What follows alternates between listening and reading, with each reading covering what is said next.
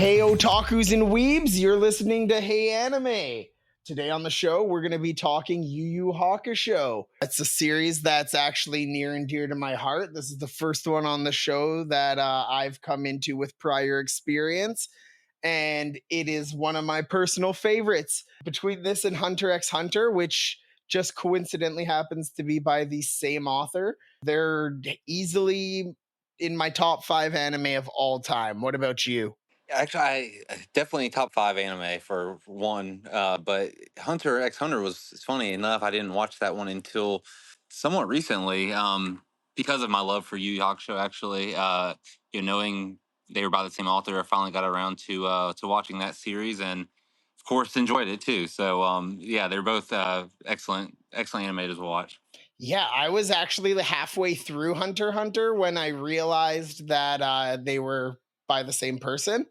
And that was also the time where I found out that he was married to the lady who made Sailor Moon. Yeah, that's definitely like a legendary family of anime, isn't it? Right? My one of my favorite stories is I guess he said something really piggish. I can't remember exactly what it was while they were dating, and she like threatened to leave him, and that was when he proposed and stuff. And like, yeah, no, he was just like, oh shit, double. I said I fucked up. I got to double down, otherwise I'm gonna lose this catch. Yeah, And I always find that story hilarious. I wish I knew more of the details of it off that by is heart. funny. That is funny. But you can definitely see some of the similarities in the series too. I just know Killua and Hiei definitely feel like they have a similar vibe to them. Oh, definitely, definitely. Like Hiei's always given me some like Vegeta vibes for sure, but like I could you could see the DNA crossover between the series. Like I even heard he had a manga in between the two where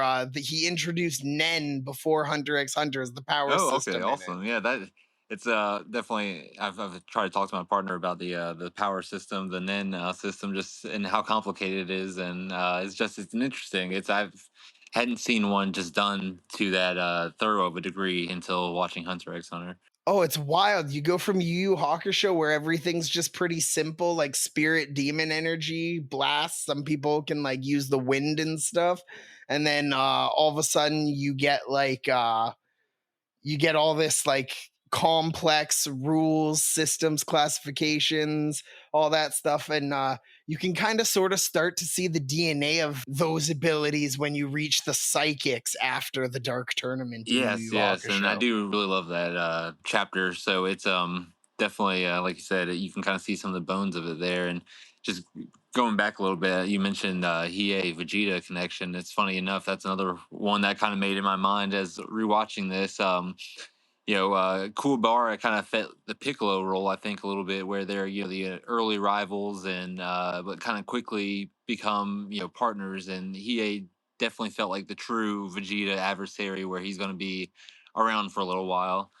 And getting into one thing, I might be a little early in the segment of didn't like, but I can maybe touch on that a little bit later. I don't know if you have a specific segment where you do those, or you just kind of go throughout the cast whenever.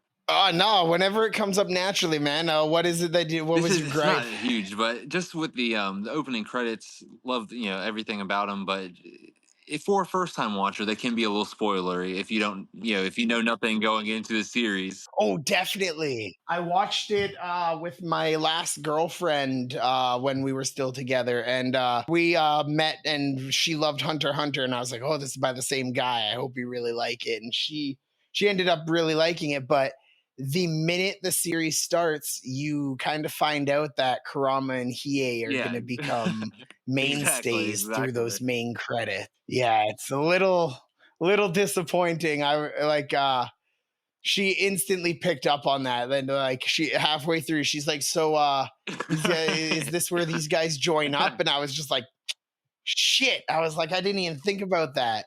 And yeah, no, it was she really liked it though. It was good. I was surprised that somebody else thought Chapter Black was the best arc other than me. I just love like the domain expansions and stuff, kind of like all that stuff. It really took a turn on some of those powers, and you think you've kind of seen the peak of ability when you see the Toguro stuff, but just to see that there's kind of people that can make Yusuke sweat a little bit still at that point is pretty cool. Oh, definitely. And The only gripe I have for that part is every time they say Seaman, there's certain deliveries of that where you can tell like those voice actors were having fun and they got as close to saying semen as they could. Oh, I can imagine. I'll have to look out for that on the rewatch. I'm starting it from the beginning now, but yeah, I'm looking forward to getting to that chapter for sure. Yeah, so we should probably get into our primary focus of today. We're going to be mostly be focusing on episodes 1 to 5, the first kind of arc there of Yusuke dying and returning. Before we get into the meat of the episodes, though, I like to ask, what do you think of the intro Smile Bomb? Have you listened to it both English and in Japanese? Don't know if I've listened to in Japanese, honestly, and I've become such a fan of the subs recently, and like for Dragon Ball, for example, Dragon Ball Super, I've gotten back into and watching, and I can't watch the dub for that one anymore. I feel like it's only the sub, and for Yu Yu Hakusho though, I just feel like I can't do anyone else's voices other than the dub English actors. I mean, they've been so fantastic, and I've listened to a few of the OVAs where It's so they good. they created before they got this cast together, and even those are just like grating almost to listen to. So it's like I just don't know, they're just something about what those voice actors did. I mean, they capture the role for themselves. I can't listen to anyone else, I feel like. Yeah, I can't find it now. I tried to find it when I was showing my girlfriend the thing, but I believe I had seen a quote online. I'm starting to question whether it's real since I can't find it, but I believe that Yes, yeah. the creator, it's Tagashi, right? Yeah, he even admitted that like he preferred the English dub performance because he Yeah, felt I it think I matched the was, yeah. characters like to a T. He was like the attitude from Yusuke Hmm. is unmatchable. He I think was what he said, and I agree. And some of the like it is one of the few animes Oh yeah, that yeah, makes no, me totally laugh agree. out Just loud even in parts. and kind of going back to just the beginning, this first episode here. I mean, I was close. I mean, I was tearing up a little bit. Just at the end of I think the first episode here. I mean, it was just kind of heartwarming. Too. Just surprisingly, I just wasn't. I forgot how heartwarming it can be too. So I was just definitely the range of emotions it gives is just impressive. I agree completely. Going in, like I was ready for like laugh, laugh, laugh.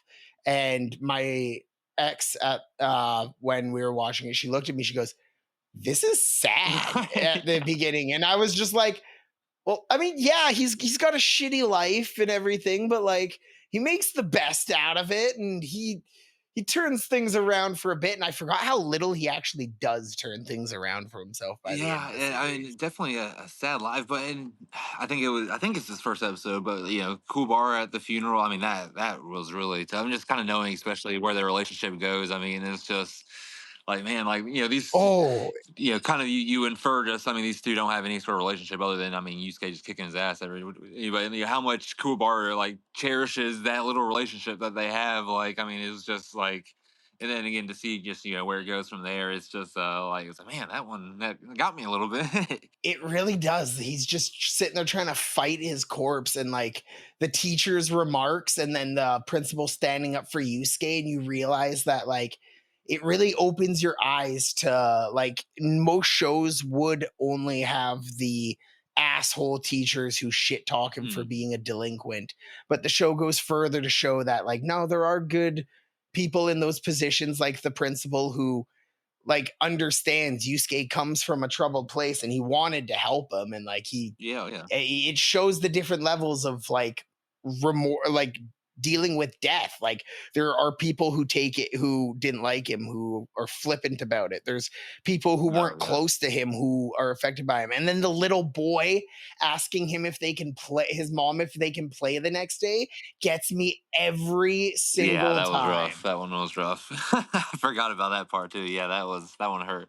Oh, yeah, and, like, it's so great how they're able to the Yusuke makes comments that help you with a bit of levity and stuff through it all Mhm. as well. Like he's sitting there and he's still funny. Like he's pissed off and he's his defense mechanism is to crack Yes, jokes. yes. So like It's it like I say, I alleviates a lot of the stuff without tonal was whiplash. just definitely surprising to even think about it now. I'm just like, man, that was, yeah, they really did a good job and just you said really pulling you into the characters. And I mean, you kind of mentioned the teachers too, and kind of like how much you just have to hate them, like especially those two. I think was Iwamoto and I can't remember the other one's name, but I'm like, good goodness, like I mean, they are awful. And then it's thank goodness for the principal at that point because, like I said, there's just someone there that is on his side and obviously cares about the students and everything. And the other two are just horrible, horrible people. They really are. And like I always love how Yusuke is just so ready to go.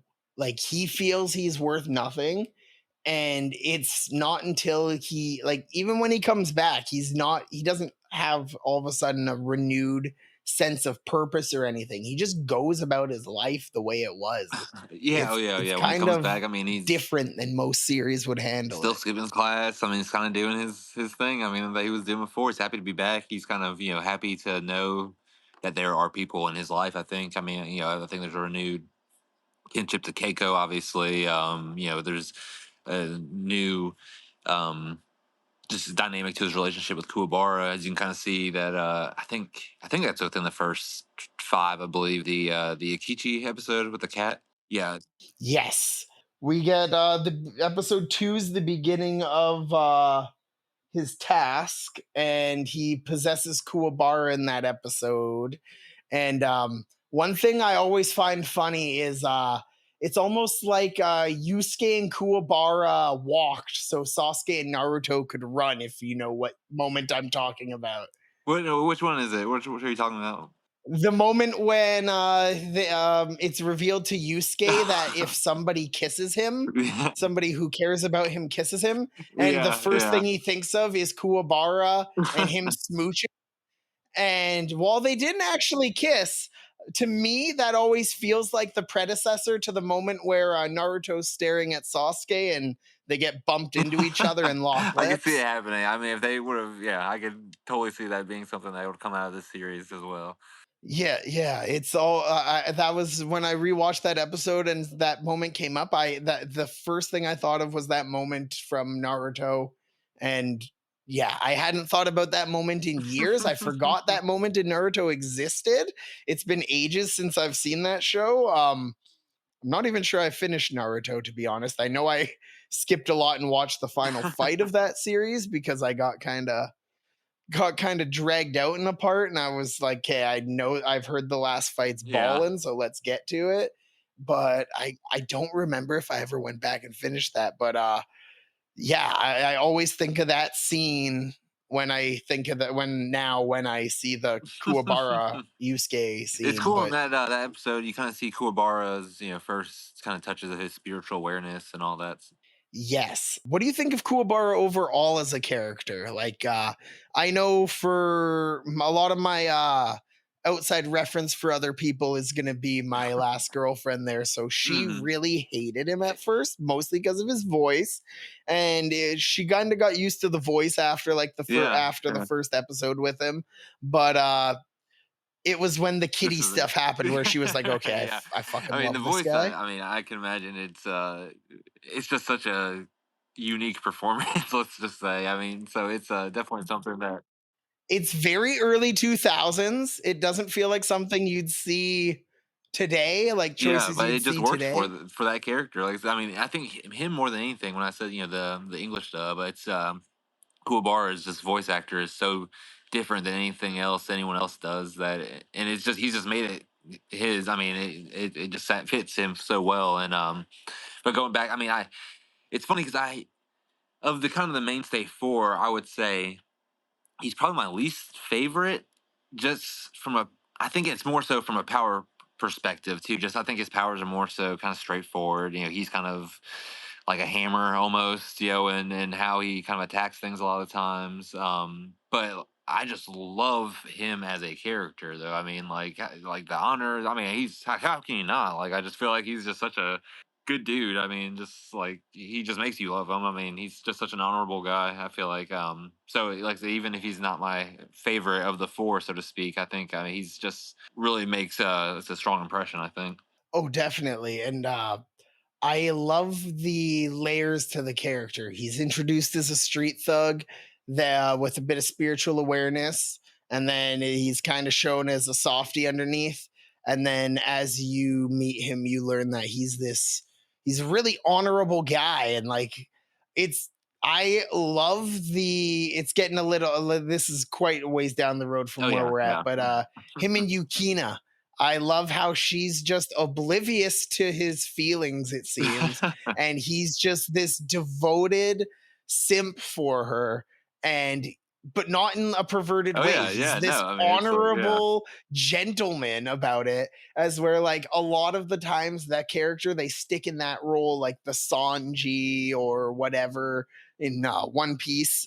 Like you get the character archetype, and even when they start as a gentleman, they usually end up downgrading them to some kind of perv if it Hmm. runs on long enough. Hmm. And I really like how Kuwabara sticks through with as a very Yeah, yeah. I mean consistent the entire. character through the whole thing. He doesn't really grow. They kind of leave that more for Yusuke and Hiei. I find like him and Kurama are a lot more stagnant, Hmm. but they still work really Well, if you well. kind of think of, it, I mean, they are the characters. I mean, morally, I think that have less work to do at the beginning as well. I mean, both of them, like I said, Kurama or not, Kuwabara comes from a little bit of a rough, kind of upbringing like Yusuke, but even at this early age, stage, he's got a group of friends who obviously cares about so much as where he would let himself get freaking beat on by a group of thugs. He just seems like he had less growing to do than of course Yusuke and Hiei, so it makes sense that they would be the ones kind of changing throughout the series more so than those other two. Yeah, and like I like how Kurama, even though he most of his growth happened before the series and up until meeting Yusuke, you kind of get to see who he was beforehand. Hmm. So like just because he's a stagnant character through the series, he's not boring because you get to see Yeah, yeah. his growth that he had already been through different means. You may not see exactly what happened, but you see the results of what he's become and where he Oh started yeah. from, and you get to fill in those details in your mind, especially in that last arc there where for all its Mm. faults I feel like Kurama really thrives and you really get to see what motivates him Yes, yeah, it's truly. kind of like a reverse progression for him, almost like like I said, he's kind of grown to when you meet him, but you kind of see the things he's grown from basically, and I mean just the first time you really see Yoko, I think is the Dark Tournament one part where you see him for the first time, and you're just like, oh my god, like this is like it's just such a badass scene at that point, just because you've seen him be such a kind of gentler stand. I mean, of course he kills people, but I mean, just more so when speak softly kind of character until he transforms, and then you kind of see the full extent of his powers. Yes, and there's something unnerving early on when he absolutely kills people using his plants, and he's so calm and relaxed about it. And my first time through, I was honestly waiting for the moment where something would happen where he would end up like Mhm. against the crew because he just seemed so unnerving at points. And like it's so weird on a rewatch when you know the character better Yeah. and you just realize that no, he's calm, cool, collected, and like he's seen shit. He's not phased by this because he's been around the block for hundreds of years. He might be 17-year-old as a like half demon human, but he's Yeah, been and that's around a definitely. I mean, that's why while. he's up there. I think a little bit above Kuwabara, just in my kind of personal rankings. Just that, just the cool, like you said, the cool, calm collectedness of how he operates is just very cutthroat. I mean, and just the creativity that he uses in kind of doing it too. I mean, I just just any time when he's done, you're just like, oh man, like shit, like that was like crazy. You're just not you're not expecting kind of what he brings to the table sometimes. Oh, definitely. So, if you had to pick a highlight moment out of these first 5, what do you think is your top moment? Sorry, just remind me where five. Sorry, I've gotten to the Rando tournament now, like in my rewatch. But so remind me where five leaves off at. Yeah, no worries. Pretty much from 5, we get to Yusuke being back alive. So that it's basically him getting smoked by the car to him finishing his ordeal and coming back to life. I didn't realize how quick it was in the show until I went back to rewatch it for this. Because last time I experienced it, I went and read the manga, and there's Oh, he's so there. much more stuff that happens in the manga while he's I don't think I've dead. read the manga for this one actually. Oh, I definitely recommend it. It gives you a bit of nice extra like more for the early arc, honestly. It feels like they knew they wanted to turn it into a Dragon Ball competition by that point. Hmm. So they got rid of a lot of that early fluff that they felt didn't fit. And they kind of rushed the Yusuke's dead part from the manga. There's a bit more like he Okay. helps Boxer, I believe, by possessing him, Yeah. Okay, that makes and sense. he does more, basically more Kind good of for deeds. He Spirit kind of Eggs it to just kind it's a of bit more, yeah. you just get a bit more character progression for Yusuke, and then it's a bit more tense when he goes to throw the egg in, because he starts weighing all the good things he did, and then all against all the bad things he did. And if I'm remembering correct, when he's like weighing the good things he did against the bad, he brings up the boxer, and Botan is like, I'm not sure if beating the snot out Yeah. of somebody counts as a They kind good of do deed, that with Yusuke. him. Yeah, helping Kuwabara, I think, get to the test. They haven't possessed like Yeah, that and then girl. that's when Yeah, he yeah. throws. Like so, okay, they see. Yeah, they do pieces of Right, that. Yeah. yes, yes.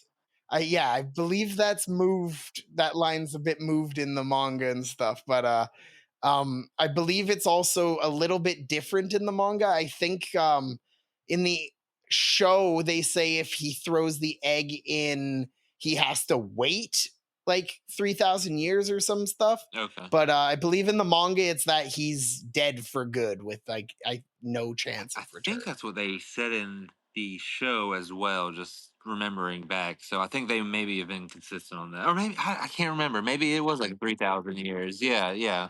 I might be getting it backwards. I might be getting it backwards from what it was, because it was a while back that I read the manga. It was like right after about 2 years ago now that I read it. So I'm running purely off memory on the manga, but No I worries. I just remember I enjoyed it thoroughly, and I was like, man, I hope if they ever remake it with new animation, they, one, get the old voice cast back, and two, cover all the stuff from the early manga and stuff, Hmm. because they did something similar with one of my other favorites, Shaman King, where there's a lot of preamble before you get into the shaman fight tournament in the manga. Like Yo saving somebody from a house and helping random spirits, and kind of gets into what a shaman's supposed to do in their everyday life Yeah. before you get into the fights and Mm. stuff. And I was really hoping when Netflix remade it that they'd get into all that, but they skip over That's it. fine. I mean, I feel like even yeah, that's faster than the original series did. it makes sense though that there's some kind of there because I mean when he throws the egg in in the anime, it seems like hasn't been much time for him to do many good deeds or anything. The few things you see are kind of I think maybe just been the cool bar thing. Yeah, A bit like they're yeah, self-serving yeah. almost. Like they're all for people he I'm glad they knows. kind of addressed that. Yeah, yeah, yeah. The manga addresses it nicely. It does something a little bit better where he helps random strangers and stuff, and so you get a bit more. And from what I heard, they were gonna do OVAs of all the early chapters at one point and stuff, and then I don't know whatever happened to that. I don't know if it was just fake news or what, but I was so looking forward to it when it popped up in my Google News feed, and then the date passed when the Google News thing told me it was coming out. And I remember going online that day looking for like, oh, where's it Yeah. releasing? Is it like Crunchyroll or what? And it did not exist. And I was like, what the hell? And yeah, no, I'm so disappointed. I was It was like right around the time they released the Shaman King remake. They were like, "Yeah, they're going to be Yu Yu Hakusho OVAs," and I was like, I've been on the "Ooh, lookout for something new, but no new content just yet. yeah." I keep hearing rumors of stuff coming, and then it just doesn't seem to ever Yeah, happen. my biggest wish would be just a restructuring of that last the Three Kings arc, because I think you meant, kind of alluded to. I mean, there were some things that are like some great ideas and seeds planted, and then they just kind of like, you know what, we're Yes, just gonna end this with a tournament instead, and it's like, all right, well, that's kind of anticlimactic.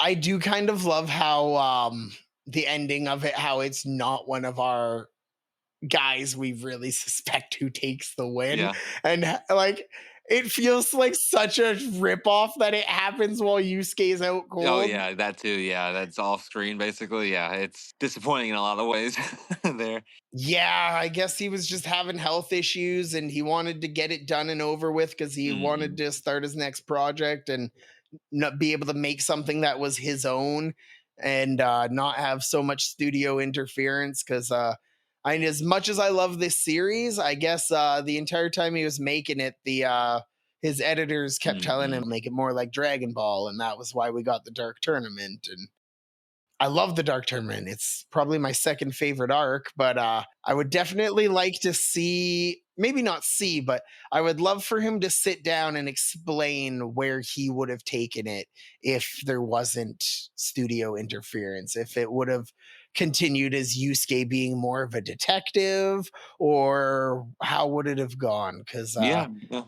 I was gonna say, kind of the tournament aspect is interesting because now that you say that, I mean, I think what I like better about that tournament than I think a lot of Dragon Ball tournaments is that sort of there was a lot of the intrigue of that tournament was kind of built before that tournament arc. Whereas I think in Dragon Ball, you yeah. kind of go in and it's like you kind of figure out who the big bad is throughout the tournament. Whereas this, like, I mean, you knew who the guy was, and I mean, it was kind of that emotional conflict was built arcs ahead of time. And my favorite part about that arc is how worn down our heroes are by the end of that arc, and how even though they're being honorable, nobody else but Togoro is. And they Yeah, get fucked yeah, over time and time again and beaten to shit because nobody's playing fair. And the entire arc, you already know Togoro is so much out of Yusuke's league, and you're wondering how he's going to get strong enough in this tournament alone to beat this guy. And the closer you're getting, Yusuke's not getting stronger. If anything, he's at a worse yeah. position because he's been beaten, and like he's can only use his spirit gun so many times and everything. And then it just gets so intense by the end. And I can't wait to get when we get there. I've got a lot to say about it, about the good and the bad. But Yeah, yeah. otherwise, Sorry for getting us, yeah, so I far ahead of honestly, time. oh, no worries. This show is famous for tangents. I realize now we kind of got very off and we never really fully talked about the opening theme song. Oh, We started sheesh. to, and then we got into how it spoils a lot, but like Yeah, yeah. I love the theme song. That the actual song, yes, love it. Just remember how much of a banger it is. I mean, it's just the music beats are just perfect. I mean, just kind of the drop when it starts. I mean, it's great. I love it. oh, it's so good.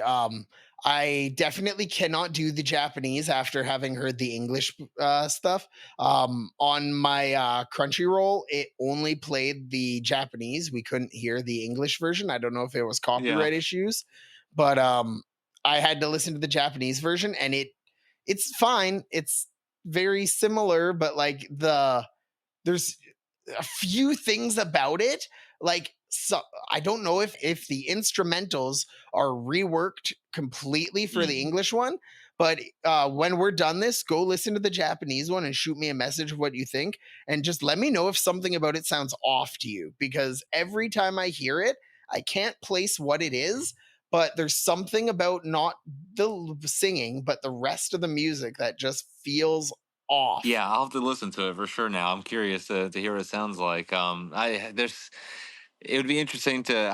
So I just don't know if there's any competition for the English version. I mean, just the I don't know where to go. I mean, it's just it hits every time. Yeah, it's oh, so good. It's one of the few that I actually have on my YouTube music playlist. Um, I think if I were to have to rank it against the other openings that I've done for this show, I think the only one that might get stuck in my head easier would have been Stray from Wolf's Rain. It's like a 2000 rock song that just it's I'll have to not the go listen. Take a greatest listen song, into it. You said but Wolf's god Rain. damn is it catchy. Okay. Yeah, it's called Stray. It literally sounds like I'm pretty sure it's a English band recording it and stuff cuz it sounds like 2000s early rock and I was like, "Man, this is this feels like something that like I would expect from maybe like a JoJo intro possibly, like if it was more of a classic rock song, Yeah. but like, yeah, no, it caught me off guard. I literally just the other day I was like thinking about that show randomly, and I was like, that song was a banger, and I just threw it on, and I was like, God, this is But good. still, yeah, like, it holds up still. Oh yeah, yeah. It's the show's made by the same guy who made Cowboy Bebop. Okay, yeah, I can see. I can definitely see the style of it. Then, Yeah, but yeah, back to Yu Yu Hakusho. With the 5 episodes there that we so yeah, covered. you see. I mean, just Keiko. Love the relationship between him and Keiko. I feel like you get to see some great work there. Yes. I mean, her going into the fire for. I mean, what more can you say for that? Yes, it some of the stuff I can imagine for some people probably doesn't age well, like the early sexual Oh harassment and yeah, stuff, but like yeah, she yeah. like she's clearly into it a bit. Like she's crushing on the guy. Like he is who he is, and like she loves him Yes, for yeah. it, and like it's playful for them. It's not like Yusuke is going and lifting everyone's skirt. Yeah, like I said, it doesn't age great. Especially the Kuwabara when he has Kuwabara do it. Basically, so I was like, man, that's yeah, tough.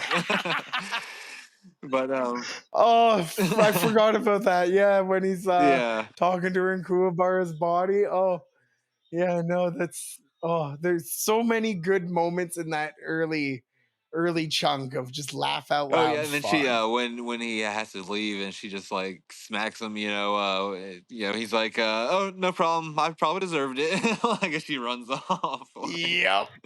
Yep. Oh, frick. Oh, Kuwabara, man. Like, oh, I don't think we got into it, but we kind of started talking about characters and we never really settled on our favorites. Let's exclude Kurama and Hiei out of the first batch here, like Yusuke, Kuwabara, Koenma, Botan, Keiko.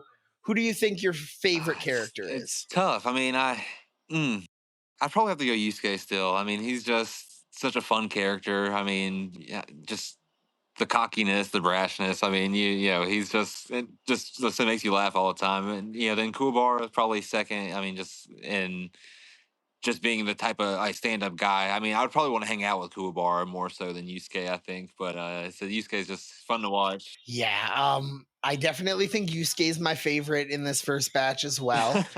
He's got so many out of pocket lines that you just on a first time through, he catches you off guard. Like if you have not watched it before, he's so much unlike any other anime protagonist that the shit that comes out Oh of his yes, mouth, it yeah, will yeah. catch you He's off guard and it's great. I think my runner up has to be Koenma because I love all the interactions between Yusuke and Koenma in these early chat Yeah, episodes. you love to see it kind of how Yusuke's rebelling against authority kind of extends all the way up to up the ladder to the spirit world, with Quinma just doesn't, care to give the type of respect that, Botan has, the kind of reverence, for the position. Oh, definitely. Yeah, it's honestly the characters, the story, everything is so great. And there was such a long period of time before I started this show where I thought I had outgrown anime and I just couldn't find things that I was vibing with. And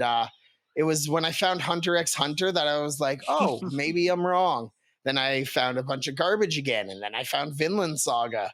And then I was like, okay, maybe it's not anime, it's just what I'm watching. So I started getting some recommendations, and one day it just popped in my head. I was like, I got to go back and watch Yu Yu Hakusho. And when I did, I think I finished the entire thing in like a week. Like I had time off from work and I plowed through it fast. And I was just like, man, this show is great. Like I wish there was more. And like I'm glad that we still get trickles of Hunter x Hunter here and there, but I would give so much for just a little bit more Yu Yu I would Hakusho. say, I mean, the pound for pound, you're thinking sports, but I would say pound for pound, it's my favorite anime. I mean, it's shorter, so it hasn't had the time to, I just haven't had as much time with it, feeling like, some of the other things that have been around longer, and all that. But it's just, I love going back to watch it. I mean, I would love to see anything new from it. I mean, it's just a great show. I love to go back and rewatch it every now and then. Just and I've kind of forgot just how great, for all the talk of the Dark Tournament, it's kind of the big draw. That's what kind of everyone knows from it. But there are a lot of great arcs, beforehand. Like I'm kind of thinking in my mind, like I don't remember exactly how it works when Hiei and Kurama do kind of join up, for good almost, pretty much. So I'm kind of ready to see how that exactly happens. I think that's maybe during the Saint Beast arc, but I'm not 100% sure. Yeah, the Saint Beast arc is honestly the one I remember the least. Every when we were watching all this stuff, I almost forgot about it. I went my in my brain, it went from Genkai's tournament to I forget what happens, and then Dark Tournament. And I was sitting there and I was like, what is it? I was like, what is it? And then I was like, oh, right, Yeah, they yeah. rescue Yukina. And that was all I could remember. Yeah, And yeah, the that's what spiky guy. I knew the Yukina thing happened just because I knew that's where they get the introduction to Toguro. But yeah, I was like, man, that's where does that? I just couldn't remember where it fit in the Saint Beast, and I do like it a lot though. I mean, I think it's a great arc because I just love that you kind of see each of the four kind of get their individual fights, and you kind of get to see the extent of their powers. There for the first time for I think Hiei and Kurama too. So definitely love the arc, but definitely I just couldn't remember where exactly it fit into the story. Yeah. Well, I think that kind of brings us to the end for today. It's been a blast having you on to talk Yu Yu Hakusho. I'd love to have you back to talk the next arc as well. Definitely, yeah, would love to come back. Hopefully, we can try to keep it a little more on topic. It's such a great show. I mean, unfortunately, not a ton happens in these first few episodes. Like I say, you get to see a lot of character work, but as far as like plot driven stuff, I mean, it's he got ran over and then he's finally back. Kind of at the end of it. So Definitely, yeah. A lot of the stuff I wanted to talk about, I realized was in the next chunk of episodes when I divided them up for us. So I kind of realized like I was going to get into the forlorn hope and all that kind of stuff. And like we started talking about Kurama and Hiei, and I was like, man, like so much of the interesting stuff happens next. Like there's definitely moments in these first chunks, but like it's mostly like that introduction to Yusuke, getting to know Kuwabara and Keiko a bit, being introduced to the spirit world, and then before you know it, he's just yeah, back. and I think we said what the Kichi the cat was in this group, so you do get the first Yusuke Kuwabara team up, so that was cool. Yes, yes.